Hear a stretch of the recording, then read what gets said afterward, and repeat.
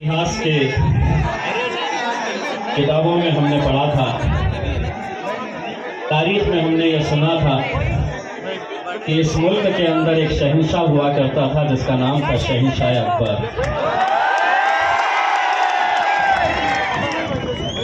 उस शहंशाह के बारे में हमने सिर्फ पढ़ा था, सुना था, देखा नहीं था। आज अल्हम्दुलिल्लाह इस अकबर के अंदर उस शहंशाह को हम देख रहे हैं जो यहाँ पर एक अलग तरह की दौलत लुटाने के लिए आप लोगों के बीच में आया, और वो दौलत है तालीम की। ये हमारे लिए बहुत ही फख्र की बात है, बहुत खुशी की बात है कि हैदराबाद में 11 स्कूल चलाने के बाद, अगर हैदराबाद के बाद महाराष्ट्र में पहला स्कूल जो खोला जा रहा है वो आपके और हमारे अपने शहर औरंगाबाद के अंदर खोला जा रहा है। और वो इसलिए कि अल्हम्दुलिल्लाह ये आप लोगों की मोहब्बत है कि जिसने अकबर साहब को इस जिले से एक खासदार का तोहफा उन्हें नसीब किया था। अकबर साहब, आप हमें स्कूल दे रहे हैं। इंशाअल्लाह आने वाले 2 महीनों के बाद एक बहुत बड़ा तोहफा औरंगाबाद की आवाम आपको मजलिस के तौर पर ऑफर देगी। हमारे पास वो लफ्ज नहीं है, वो अल्फाज नहीं है कि हम अकबर साहब का किस तरह से शुक्रिया अदा करें। बहुत सारे नौजवान शायद इस बात से वाकिफ नहीं है, बहुत सारे लोग ये जानते नहीं हैं कि आज से कुछ साल पहले जब अकबर अवैसी साहब के ऊपर जानलेवा हमला हुआ था, उनके जिस्म को छन्नी छन्नी कर दिया गया था, छुरे से, तलवारों से, बंदूक की गोलियां उनके ऊपर चलाई गई थी। क्या आप यकीन कर सकते हैं कि जो अकबर अवैसी साहब आपके सामने बैठे हुए हैं, आज भी उनके अंदर, उनके जिस्म के अंदर आज भी बंदूक की एक गोली अभी भी अटकी हुई है, आज भी है। जिस वक्त उनके ऊपर यह हमला हुआ था, दुनिया कहती थी कि अकबर अवैसी साहब का जिंदा बचना मुश्किल है, छन्नी हो चुका था उनका जिस्म। लेकिन जब अकबर अवैसी साहब बाहर आए तो एक पैगाम लेकर आए कि मारने वाले से बड़ा बचाने वाला होता है।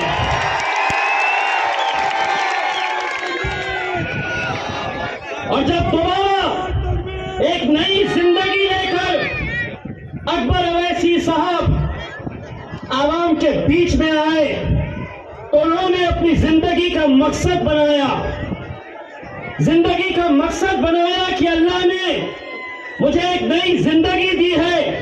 अब मैं ये जिंदगी, अब मैं मेरी नई जिंदगी गरीबों के लिए, मिस्कीनों के लिए, जरूरतमंदों के लिए खर्च करूंगा। और शायद यही वजह है कि जितने दिन वो अस्पताल में थे, उनके लिए सिर्फ हैदराबाद की आवाम नहीं बल्कि पूरे हिंदुस्तान की आवाम दिन और रात उनकी जिंदगी की दुआएं मांगती थी। क्या वजह है कि आज अकबर अवैसी साहब हैदराबाद में इतना अच्छा काम कर रहे हैं, चाहे वो कोरोना के पीरियड में हो, स्कूल चलाना हो, हॉस्पिटल चलाना हो। क्या वजह है कि वो आज आपके बीच में आए हैं? कहीं ना कहीं उन्हें भी मालूम है कि जो दर्द जरूरतमंदों की वो हैदराबाद में महसूस करते हैं, वही तकलीफ, वही दर्द वो औरंगाबाद के उन मजबूर माँ बाप के अंदर भी देखते हैं जो अपने बच्चों को तालीम देना चाहते हैं, अच्छे स्कूल में भेजना चाहते हैं, लेकिन सिर्फ मजबूरी की वजह से, सिर्फ पैसे की वजह से। बताइए कौन ऐसा माँ बाप है जो अपने बच्चे को अच्छी तालीम नहीं देना चाहता है?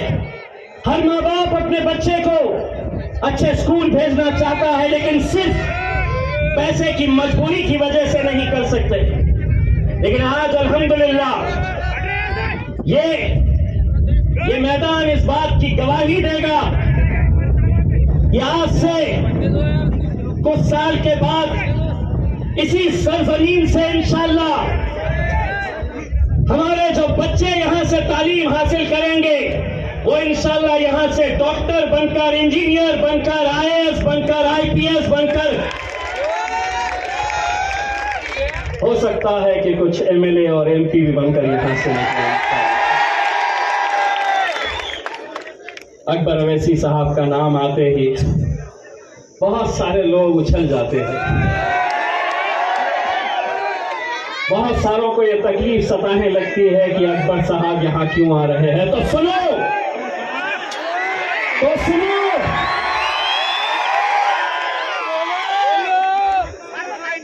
अकबर अवैसी साहब सिर्फ भाषण नहीं देते, अकबर अवैसी साहब गरीबों के राशन के बारे में भी सोचते हैं, उनके पेट और उनके तकलीफों के बारे में भी सोचते हैं।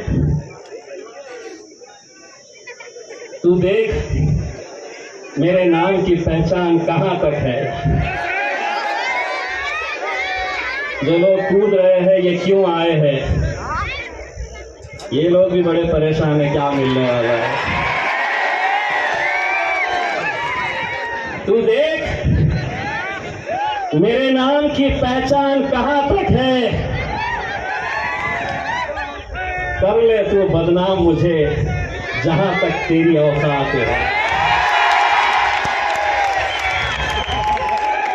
आज अकबर साहब, आज सिर्फ आप इस स्कूल का एक संग बुनियाद डालकर नहीं जा रहे हैं, आज महाराष्ट्र के अंदर एक ऐसा पैगाम देकर जा रहे हैं कि हर राजनीतिक पार्टी ने, हर संगठन ने यह सोचना चाहिए कि हम किस तरह से गरीब, मजलूम, बेसहारा बच्चों के लिए हम क्या कर सकते हैं। अकबर साहब, जैसे मैंने आपको बताया हूं कि हमारे पास लफ्ज नहीं है, अल्फाज नहीं है, लेकिन मेरी ये आवाम, अल्हम्दुलिल्लाह मेरे ये नौजवान आपको अपने अंदाज के अंदर शुक्रिया अदा करेंगे।